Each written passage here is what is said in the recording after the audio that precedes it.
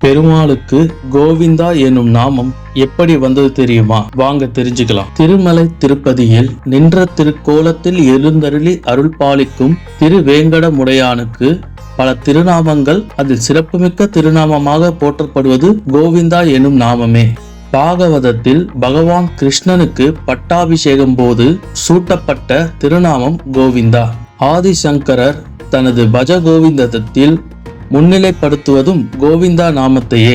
ஆண்டாள் குறையொன்றும் இல்லாத கோவிந்தா என்று திருப்பாவையில் போற்றுகிறாள். இத்தகைய சிறப்புமிக்க கோவிந்த நாமத்திற்கு புராண சம்பவமும் ஒன்று உண்டு.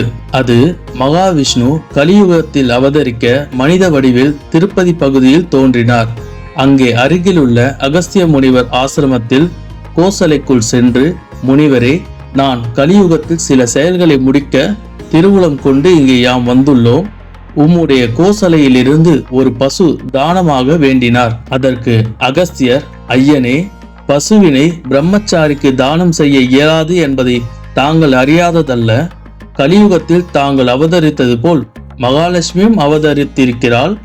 நீர் அன்னையின் கரம் பற்றி தம்பதி சமேதராய் வந்து பசுவினை பெற்றுக் கொள்ளலாமே என்று வேண்டினார். அதன்படியே வேங்கடவன் பத்மாவதியை திருமணம் செய்து கொண்டு தனது வாசஸ்தலமான திருமலைக்கு செல்லும் முன் அகஸ்தியரிடம் இருந்து பசுவினை பெற்று செல்ல ஆசிரமத்துக்கு சென்றனர். அங்கே முனிவரது சீடர்கள் மட்டுமே இருந்தனர். அவர்களிடம் பெருமான் அகஸ்தியரிடம் இருந்து பசுவினை பெற்று செல்ல வந்துள்ளோம் என கூற, முனிவர் வந்தவுடன் பெற்று செல்லலாம், அதுவரை நாங்கள் தங்களுக்கு பணிவிடை செய்து பாக்கியமாவோம் என்றனர் சீடர்கள்.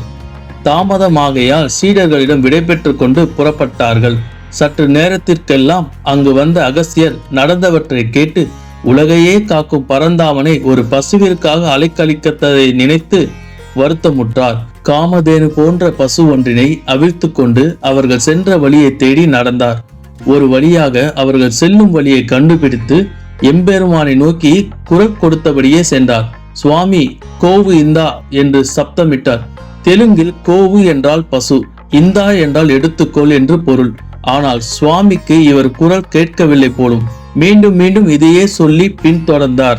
அகஸ்தியரோ தன் குரலை உயர்த்தி கோவு இந்தா, கோவு இந்தா என்று வேகமாக உச்சரிக்க அது கோவிந்தா, கோவிந்தா என்று ஆனது. கோவிந்தா, கோவிந்தா என்று அவர் 108 முறை அழைத்ததும் பெருமாள் நின்றார். ஓடோடி வந்த அகஸ்தியரிடம் பசுவினை பெற்றுக்கொண்டு, நீ சொன்ன இந்த கோவிந்த நாமமே எமக்கு உகப்பாய் இருக்கிறது. இனி யாரெல்லாம் என்னை கோவிந்தா என்ற நாமத்தை சொல்லி அழைக்கிறார்களோ நான் அவர்களை நோக்கி அனுகிரகம் செய்வேன் என்று திருமலையில் குடிபுகுந்தான் வேங்கடவன்.